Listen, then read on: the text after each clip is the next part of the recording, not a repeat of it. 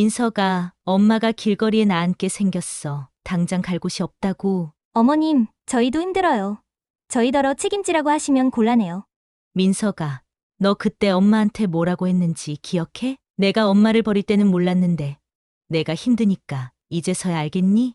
난 사정이 어려워도 내 부모니까 감당했어야 했고 너희는 어려우니까 부모를 내쳐도 된다는 말이니? 박영숙 씨는 한때 호텔의 VIP로 대우받던 주인공입니다. 하지만 운명의 장난처럼 그녀의 삶은 예상치 못한 순간에 완전히 달라지게 됩니다.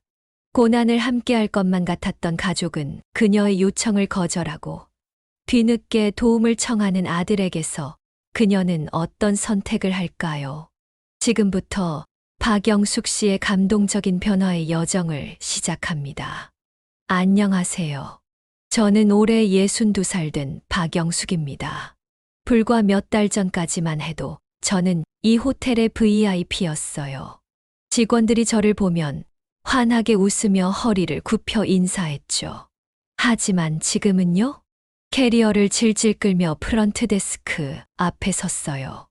호텔 직원들은 저를 보자마자 굳은 표정을 지었어요. 박영숙 고객님, 죄송하지만 더 이상 숙박이 어렵습니다. 미납된 금액을 해결해 주셔야 합니다.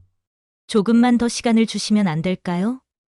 사정이 있어서 그래요. 내가 몇 년 동안 여기서 얼마나 많은 돈을 썼는지 아시잖아요. 그 점은 충분히 이해합니다만 호텔 규정상 미납 금액이 있으면 연장이 불가능합니다. 호텔 규정이요? 그럼 지금 나보고 당장 나가라는 말인가요? 죄송합니다. 저희도 어쩔 수 없습니다. 체크아웃 시간도 지났고 더 이상 머무실 수 없습니다. 내가 VIP였을 때는 다들 그렇게 떠받들더니 이제는 이렇게 내치는 거예요? 직원은 눈을 피하며 말없이 서류만 정리했어요. 더 이상 저와 말을 섞고 싶지 않다는 태도였어요. 불과 몇 달 전까지만 해도 저를 사모님이라 부르며 온갖 친절을 베풀던 사람들이 이렇게 냉정해질 줄 몰랐어요. 할 수 없이 캐리어 손잡이를 꽉 쥐고 로비를 빠져나왔어요. 화려한 샹들리의 불빛 아래서 마지막으로 한숨을 내쉬었죠. 문을 나서는 순간 차가운 바람이 제 얼굴을 스치며 현실을 직격했어요. 남편이 사업부도로 모든 걸 날려버리고 흔적도 없이 사라졌어요. 경찰서에도 가보고 지인들에게 수소문도 해봤지만 어디에서도 남편의 소식을 들을 수 없었어요. 길거리에 나앉은 지금 가장 두려운 건 단 하나였어요. 이제 어디서 살아야 하지? 이제 의지할 곳은 하나뿐이었어요. 아들, 민석이. 성공한 성형외과 의사인 제 아들이에요. 며느리와 함께 병원을 운영하며 부족함 없이 살고 있죠. 그래, 민석이가 있잖아. 그렇게 믿기로 했어요. 하지만 저는 아직 몰랐어요. 그 믿음이 얼마나 쉽게 깨질 수 있는지를요. 호텔 로비를 나선 순간 차가운 바람이 뺨을 후려쳤어요. 캐리어 바퀴는 울퉁불퉁한 보도블록에 걸려 덜컹거렸고 하이힐 굽은 빗물에 미끄러졌어요. 사람들은 우산을 쓰고 빠르게 걸어가는데 저는 비를 그대로 맞으며 우두커니 서 있었어요. 내가 이렇게까지 초라해질 줄 누가 알았을까? 눈앞이 흐릿해졌어요. 비 때문인지 눈물 때문인지 모르겠어요. 가까운 카페로 뛰어들어갔어요. 축축한 코트를 벗고 떨리는 손으로 주머니를 뒤졌죠. 휴대폰을 꺼내 들었어요. 이제 기댈 곳은 아들 하나뿐이었어요. 떨리는 손가락으로 아들의 번호를 눌렀어요. 신호음이 길게 울렸고 곧 익숙한 목소리가 들렸어요. 엄마, 웬일이세요? 민서가 엄마야. 잠깐 볼 수 있을까? 무슨 일인데요? 그 순간 목구멍이 막혀 말이 나오지 않았어요. 엄마, 무슨 일이야? 괜찮아. 이렇게 걱정해 줄 알았어요. 하지만 아들의 목소리는 건조했어요. 엄마가 지금 좀 어려운 상황이야. 아버지가 사라졌어. 그리고 엄마가 지낼 곳이 없어서. 잠시 정적이 흘렀어요. 그리고 예상치 못한 차가운 목소리가 들려왔어요. 엄마, 저희도 빠듯해요. 병원 대출도 갚아야 하고 애도 키워야 하고요. 요즘 세상이 얼마나 힘든데요. 민서가 엄마가 길거리에 나앉게 생겼어. 당장 갈 곳이 없다고. 저희 형편도 넉넉하지 않아요. 진짜 힘들어요, 엄마. 부모님까지 감당하기엔 너무 벅차요. 가슴이 덜컥 내려앉았어요. 그때 전화기 너머로 또 다른 목소리가 들렸어요. 어머님, 저희도 힘들어요. 민석 씨 병원 운영도 쉽지 않고, 저도 워킹맘이라 정신이 없어요. 솔직히, 저희더러 책임지라고 하시면 곤란해요. 책임지라는 게 아니라 잠깐이라도 의지할 곳이 필요해서 그래. 엄마가 너무 급해서. 어머님, 저희 사정도 좀 이해해주세요. 요즘 세상이 어떤 줄 아시잖아요. 다들 자기 살기도 힘들어요. 그 순간 제 속에서 뭔가가 무너져 내렸어요. 그렇게 믿고 의지했던 아들이었는데, 내가 그렇게 아끼고 뒷바라지했던 아들이었는데, 이럴 줄 알았으면 아들을 위해 밤새워가며 기도를 하고 뒷바라지하던 젊은 시절의 나에게 이렇게 말해주고 싶어요. 넌 나중에 버려질 거야. 그 애는 널 가족이라 생각하지 않아. 손이 덜덜 떨렸어요.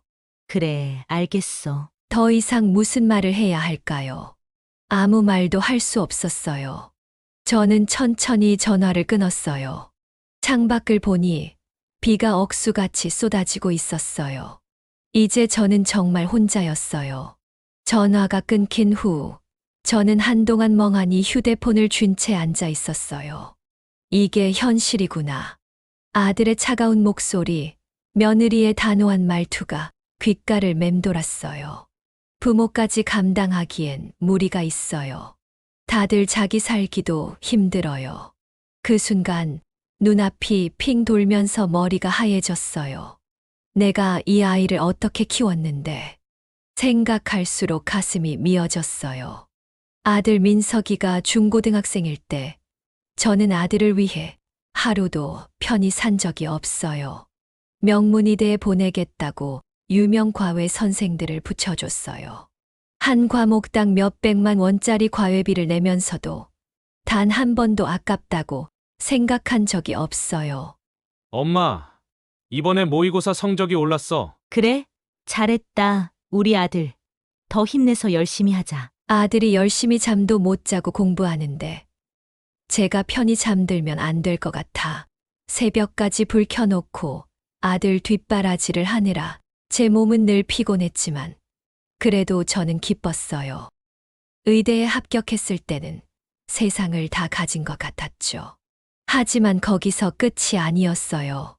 엄마, 실습하면서 공부하느라 힘들어. 그래, 우리 아들 힘들지. 조금만 기운 내자. 엄마가 용돈 넉넉하게 보내줄게. 민석이가 힘들어할까봐 학비며 용돈이며 모든 걸 제가 해결했어요.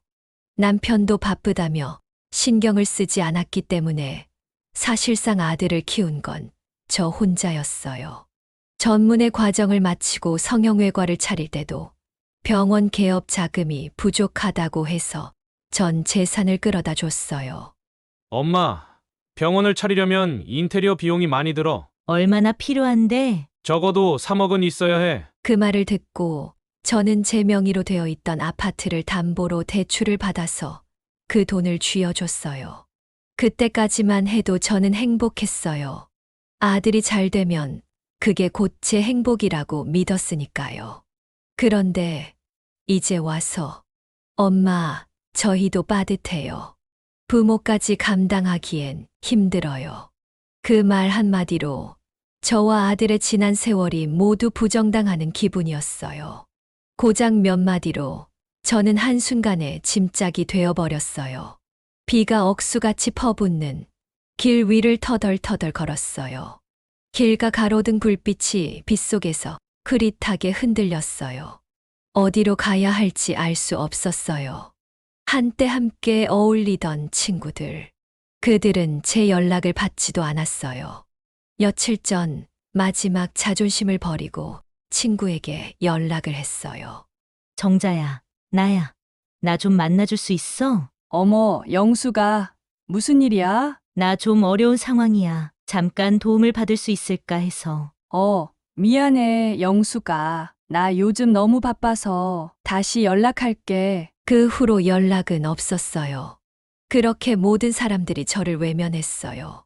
호텔 VIP였을 때는 모두가 제 곁에 있었는데, 이제는 아무도 없어요. 비를 맞으며 편의점으로 들어갔어요. 습관적으로 신용카드를 꺼내려다 말았어요. 다 정지당했으니까요. 결국 지갑에서 마지막 남은 몇천 원을 꺼내 컵라면을 하나 샀어요. 뜨거운 물을 부어 기다리면서 의자에 털썩 주저앉았어요. 몇 분 뒤 젓가락으로 면을 휘저어 후루룩 삼켰어요. 목구멍이 뜨거운데도 속이 얼어붙은 것처럼 시렸어요. 한 입 두 입 먹다 보니 결국 눈물이 같이 쏟아졌어요. 내가 이렇게까지 망가졌다고? 몇 달 전만 해도 호텔에서 스테이크를 썰고 고급 와인을 마시던 내가 이제는 편의점에서 컵라면을 먹으며 눈물을 삼키고 있다니. 이대로 어디 가서 자야 하나 고민하며 멍하니 앉아 있는데 갑자기 휴대폰이 울렸어요. 모르는 번호였어요. 순간 가슴이 철렁했어요. 설마 남편인가? 하지만 그럴 리 없었어요. 남편은 이미 저를 버리고 사라졌으니까요. 망설이며 전화를 받았어요. 여보세요? 그런데 들려온 목소리는 뜻밖이었어요. 어머님, 저예요. 주희예요. 그 순간 저는 얼어붙었어요. 이주희. 몇 년 전 제 아들의 약혼녀였던 여자. 그녀가 왜 이 시점에 전화를 한 걸까요? 주희야? 네, 어머님. 어머님 연락처를 찾아서 전화 드렸어요. 어머님이 요즘 힘들다는 얘기를 들었어요. 그 순간 심장이 철렁 내려앉았어요. 아들이 아니라 아들의 전 약혼녀가 저를 걱정해서 연락을 하다니. 어색한 침묵이 흘렀어요. 저는 당황해서 말을 잇지 못했어요. 그래, 어떻게 지냈니? 저야 뭐, 잘 지내고 있어요. 그런데 어머님은 괜찮으세요? 괜찮냐니. 편의점에서 컵라면을 먹으며 눈물 삼키는 사람이 괜찮을 리가 없어요. 하지만 기어이 웃음이 나왔어요. 아이러니하잖아요. 제가 의지하려 했던 아들은 저를 내쳤는데 몇 년 전 버림받은 며느리감이 저를 걱정하다니요. 어머님, 주희의 조심스러운 목소리에 저는 간신히 정신을 차렸어요. 주희야, 나야 뭐, 그럭저럭 지내고 있다. 그런데 내가 갑자기 웬일이니? 사실 어머님 생각을 가끔 했어요. 어머님께 너무 감사한 일이 많았는데 그때 제대로 인사도 못 드리고 헤어졌잖아요. 감사한 일. 순간 기억이 떠올랐어요. 주희는 어릴 때 어머니를 여의고 홀아버지 밑에서 자랐어요. 가난했지만 성실하고 예의 바른 아이였어요. 처음 아들이 데려왔을 때도 저는 한눈에 마음에 들었어요. 아들이 결혼을 준비할 때 저는 주희를 친딸처럼 챙겼어요. 명품 가방 하나 없는 주희가 안쓰러워 직접 데리고 백화점에 가서 가방을 사주고 예단 준비도 도와줬어요. 하지만 그 착한 아이를 저희 아들이 어떻게 대했나요? 몇 년 전 결혼식을 석 달 앞두고 아들은 갑자기 파혼을 선언했어요. 주희야, 미안해. 나 사랑하는 사람이 생겼어. 그 돈 많은 집안 딸을 만나고는 순식간에 주희를 차버렸어요. 그날 주희가 저를 찾아왔던 모습이 아직도 선명해요. 어머님, 제가 뭘 잘못했나요? 도대체 왜요? 주희의 두 눈엔 눈물이 가득했어요. 저는 아무 말도 할 수 없었어요. 아들은 이미 결정을 내린 상태였고, 저 또한 아들을 어찌할 수 없었어요. 주희의 아버지가 병원에 입원했을 때, 저는 미안한 마음에 몰래 병원비를 대줬어요. 하지만 그게 무슨 의미가 있었을까요? 결국 주희는 저희 집에서 쫓겨난 거나 마찬가지였어요. 그렇게 떠난 아이가 몇 년이 지나고 다시 제게 전화를 한 거예요. 주희야, 솔직히 말해봐. 왜 나한테 전화했니? 한참 동안 주희는 말이 없었어요. 그리고 그녀가 조심스럽게 입을 열었어요. 어머님, 혹시 저희 집에 잠깐 오실 수 있을까요? 그 말에 저는 순간 숨이 멎는 것 같았어요. 이 아이가 대체 무슨 말을 하려는 걸까요? 휴대폰을 쥔 채로 멍하니 앉아 있었어요. 주희가 나한테 집으로 오라고 했다. 이 황망한 상황에서 아들은 나를 버렸는데 한때 우리 집에서 쫓겨나다시피 했던 아이가 나를 챙긴다고. 주희야, 갑자기 그게 무슨 말이니? 어머님, 지금 계신 곳에서 많이 힘드시죠? 솔직히 저도 어머님께 참 많이 서운했어요. 하지만 그건 그때 일이잖아요. 전 어머님께 은혜를 입은 사람이니까 그냥 이렇게 모른 척할 수 없었어요. 순간 목이 콱 막혔어요. 아들은 내 모든 걸 쏟아부어 키운 내 핏줄인데도 한순간에 날 버렸는데 피 한 방울 섞이지 않은 이 아이가 나를 걱정하고 있었어요. 정말 웃긴 일이었어요. 주희야, 그래도 내가 이런 전화까지 해주니 고맙구나. 어머님, 한번 뵙고 싶어요. 시간 괜찮으시면 저희 동네로 와주세요. 제가 모실게요. 마음 한구석에서 무너진 자존심이 버티고 있었지만 더 이상 체면을 차릴 상황이 아니었어요. 저는 천천히 숨을 고르고 대답했어요. 그래, 어디로 가면 되겠니? 다음 날 저는 강남의 한 카페에서 주희를 만났어요. 오랜만에 보는 주희는 예전보다 훨씬 세련되고 단단한 분위기를 풍기고 있었어요.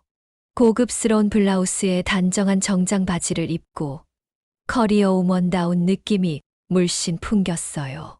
저는 그 아이가 어떻게 살아왔을지 궁금했어요. 아들에게 버림받고 난 후 많이 힘들었을 텐데. 주희가 환하게 웃으며 저를 맞았어요. 어머님, 오랜만이에요. 그래, 정말 오랜만이다. 너 많이 변했다. 어머님은 여전하시네요. 여전하긴, 나 지금 아주 초라해졌지. 주희는 제 앞에 따뜻한 커피 한 잔을 밀어주며 조심스럽게 입을 열었어요. 어머님, 사실 오늘 드릴 말씀이 있어요. 뭔데? 주희는 잠시 머뭇거리다 곧 결심한 듯 또박또박 말했어요. 저희 펜션에서 함께 일해주실 수 있나요? 펜션. 예상치 못한 제안에 저는 놀라 주희를 바라보았어요.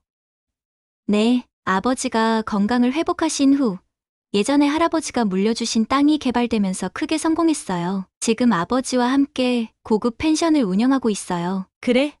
축하한다. 주희야, 잘 돼서 정말 다행이구나. 주희는 부드럽게 미소 지으며 고개를 끄덕였어요. 덕분에요. 그런데 이제 펜션을 호텔급으로 성장시키려고 하는데 어머님이 도와주시면 좋겠어요. 내가? 어머님이 예전에 호텔 운영하셨던 경험도 있으시고 세련된 감각도 가지셨잖아요. 저희에게 꼭 필요한 분이에요. 갑작스러운 제안에 저는 한동안 말을 잇지 못했어요. 솔직히 처음엔 자존심이 상했어요. 한때 며느리가 될 뻔했던 아이 밑에서 일하게 된다니. 하지만 현실은 어땠나요? 아들은 저를 버렸고 저는 길거리에 나 앉았어요. 이제 체면 다툰 건 버려야 했어요. 나 같은 사람이 도움이 될까? 어머님은 예전부터 호텔 관리에 관심 많으셨잖아요. 어머님이 도와주시면 정말 든든할 것 같아요. 저는 천천히 커피잔을 내려놓으며 깊이 숨을 들이마셨어요. 주희의 눈빛은 단호했어요. 어머님이 필요해요. 그 말이 계속 머릿속을 맴돌았어요.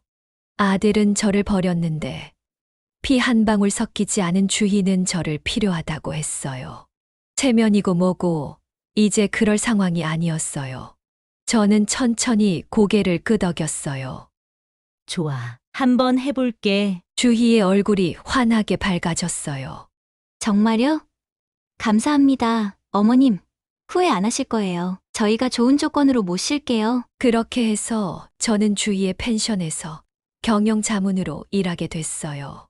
처음 펜션에 도착했을 때 저는 한동안 말을 잊지 못했어요. 이곳은 펜션이라고 하기엔 너무나도 웅장했어요. 고급 리조트에 가까운 외관, 넓은 정원, 그리고 세련된 인테리어. 주희야, 이게 내 펜션이라고? 네, 어머님. 아직 더 발전시켜야 할 부분이 많지만요. 어머님이 도와주시면 더 좋아질 거예요. 그녀의 말대로 펜션은 잘 운영되고 있었지만 저는 경험상 보완할 점이 보였어요. 고객 동선, 룸 컨디션 유지, VIP, 고객 관리. 이 모든 게 호텔과 펜션의 차이였어요. 저는 예전에 호텔 VIP였던 경험을 바탕으로 개선점을 짚어 나갔어요. 로비 동선을 조금만 바꾸면 더 고급스러운 느낌을 줄 수 있어. 그리고 객실 어메니티도 고급 브랜드로 바꾸는 게 좋아. 손님들은 세세한 차이를 중요하게 생각하거든. 주인은 제 말을 하나도 놓치지 않고 메모했어요. 정말 감사합니다, 어머님. 역시 다르세요. 이렇게 인정받는 게 얼마만이었을까요? 수십 년 만에 처음으로 내가 쓸모 있는 사람이라는 기분이 들었어요. 그리고 주인은 저에게 최고의 대우를 해줬어요. 넉넉한 월급, 깨끗한 숙소, 따뜻한 밥 한 끼까지. 처음에는 자존심이 상할까봐 조심스러웠지만 몇 달 후 이곳에서 일하는 게 점점 즐거워졌어요. 그렇게 하루하루가 지나가고 제 인생도 다시 안정을 찾아가는 듯 했어요. 그런데 그 소식이 어딘가로 퍼져나간 모양이었어요. 어느 날 휴대폰이 울렸어요. 익숙한 번호가 떴어요. 아들, 민석. 잠시 망설였어요. 받지 말까? 하지만 결국 저는 전화를 받았어요. 엄마, 주인의 펜션에서 일하신다면서요? 그래, 왜? 잠시 침묵이 흘렀어요. 그리고 뜻밖의 말이 들려왔어요. 사실 병원이 망했어요. 그 순간 제 손에 쥔 휴대폰이 덜덜 떨렸어요. 아들의 그 한마디가 귓가에 쿵쿵 울렸어요. 뭐라고? 엄마, 병원이 망했다고. 의료사고가 났어. 목소리는 전보다 한층 힘이 빠져 있었어요. 항상 당당하고 자신만만했던 아들의 목소리에서 절박함이 느껴졌어요. 무슨 사고가 났는데? 환자가 수술 후 심각한 부작용을 겪었어. 그런데 그 환자가 유명 유튜버였거든. 그 사람이 병원 욕을 하기 시작하면서 소송까지 걸렸어. 소송? 응, 처음엔 그냥 협상하려고 했는데 그게 인터넷에서 화제가 되면서 일이 커졌어. 병원에 대한 악성 댓글이 퍼지고 기존 환자들도 취소하면서 매출이 반토막이 났어. 그래서? 결국 감당이 안 돼서 문 닫았어. 직원들 월급도 못 주고 대출 이자도 밀려서 완전히 끝났어. 한숨 소리가 전화기 너머에서 들려왔어요. 그래서 이제 어쩔 생각인데? 아들은 한참을 뜸들이더니 마침내 본론을 꺼냈어요. 엄마, 나도 주인의 펜션에서 일할 수 있을까? 그 말에 저는 허탈한 웃음이 나왔어요. 이제 와서? 제발 그때가 떠오르지 않기를 바랬어요. 내가 비에 젖어 길을 헤매며 아들에게 전화를 걸었을 때 그 차가운 목소리. 엄마, 저희도 빠듯해요. 부모까지 감당하기엔 무리가 있어요. 그날 저는 그 말에 가슴이 내려앉았었죠. 그리고 비 오는 길 위에서 홀로 서 있었어요. 그런데 이제 왔어. 민서가, 너 그때 엄마한테 뭐라고 했는지 기억해? 엄마, 그땐 내가 너무 몰랐어. 몰랐다. 내가 엄마를 버릴 때는 몰랐는데. 내가 힘드니까 이제서야 알겠니? 엄마, 미안해. 진짜 미안해. 그때는 내가 철이 없었어. 그런데 엄마, 정말 힘들어. 그 순간 옛날 기억이 스쳐갔어요. 그 아이를 위해 내가 어떻게 살아왔는지. 밤새 잠도 못 자고 명문대 과외비를 대고 병원 개업비로 재산을 내어주고. 그런데 돌아온 건 찬바람 부는 길 위에서의 외면이었어요. 내가 정말 주인의 펜션에서 일하고 싶다면 직접 주희한테 연락해봐. 아들은 한순간 말을 잃었어요. 엄마가 주희한테 말 좀 해주면 안 돼? 내가 왜? 엄마, 나 지금 너무 힘들어. 제발 도와줘. 저는 잠시 눈을 감았다가 다시 떴어요. 이제 정말 냉정해질 때가 된 것 같았어요. 아들의 목소리가 여전히 전화기 너머에서 들려왔어요. 엄마, 진짜 한 번만 도와줘. 저는 휴대폰을 꽉 쥔 채 한참을 말없이 서 있었어요. 그리고 조용히 단호하게 입을 열었어요. 민서가 직접 주희에게 연락해. 엄마, 그건 좀 그렇잖아. 그게 왜 그러니? 내가 아무렇지도 않게 버린 사람이잖아. 이제는 그 사람에게 빌어야 할 처지가 됐구나. 아들은 아무 말도 하지 못했어요. 저 역시 더 이상 들을 이유가 없었어요. 전화를 끊고 나서 창밖을 멍하니 바라봤어요. 밤하늘엔 별 하나 보이지 않았고 그저 어둡기만 했어요. 그날 밤 저는 생각했어요. 이제 정말 끝을 내야겠다고. 다음 날 저녁 저는 아들의 집을 찾았어요.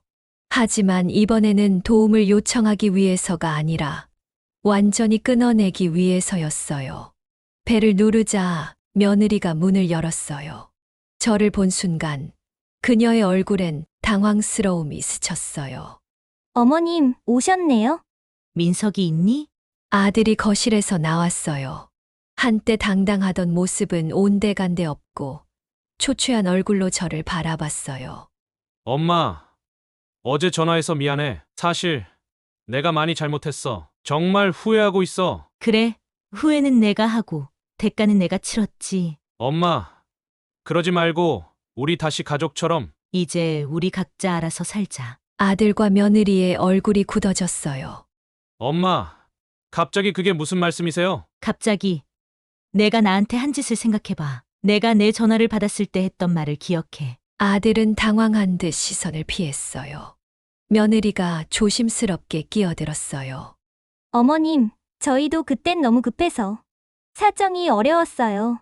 그럼 난 사정이 어려워도 내 부모니까 감당했어야 했고 너희는 어려우니까 부모를 내쳐도 된다는 말이니? 며느리는 입을 꾹 다물었어요. 이제 우리 남으로 살자. 내가 나를 그렇게 대했듯 나도 이제 너희를 가족으로 생각하지 않을 거야. 아들은 그제야 다급한 얼굴로 제 손을 붙잡았어요. 엄마, 제발, 내가 잘못했어. 다시 시작하면 안 돼. 내가 부모를 버렸듯 나도 너를 남으로 생각하겠다. 아들은 말을 잃었고 저를 잡았어요. 저는 그 손을 천천히 뿌리치고 조용히 문을 나섰어요. 한때 그렇게 아들을 위해 살았는데 이제는 내 삶을 위해 살기로 했어요. 뒤에서 아들의 목소리가 들려왔어요. 엄마, 엄마. 하지만 저는 단 한 번도 돌아보지 않았어요. 며칠이 지나고 저는 다시 주희를 만났어요. 이번엔 주희가 먼저 연락을 해왔어요. 목소리가 평소보다 조금 더 신중했어요. 어머님, 혹시 저녁에 시간 괜찮으세요? 그래, 무슨 일이니?